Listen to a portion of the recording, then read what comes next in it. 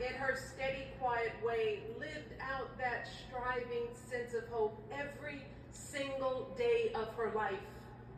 She believed that all children, all people have value, that anyone can succeed if given the opportunity.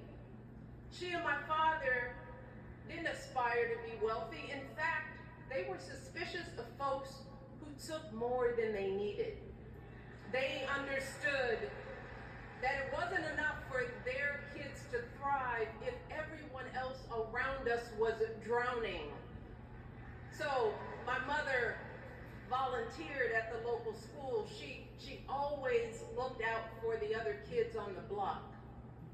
She was glad to do the thankless, unglamorous work that for generations has strengthened the fabric of this nation. The belief that if you do unto others, if you love thy neighbor, if you work and scrape and sacrifice, it will pay off. If not for you, then maybe for your children or your grandchildren. You see, those values have been passed on through family farms and factory towns, through tree-lined streets and crowded tenements, through prayer groups and National Guard units and social studies classrooms. Those were the values my mother poured into me until her very last breath.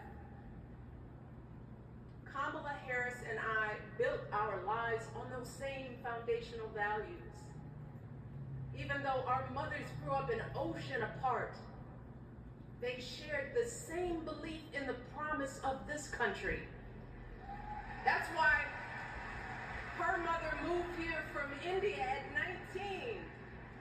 It's why she taught Kamala about justice, about the obligation to lift others up, about our responsibility to give more than we take. She'd often tell her daughter, don't sit around and complain about things, do something. So, with that voice in her head, Kamala went out and she worked hard in school, graduating from an HBCU, earning her law degree at a state school. And then she went on to work for the people, fighting to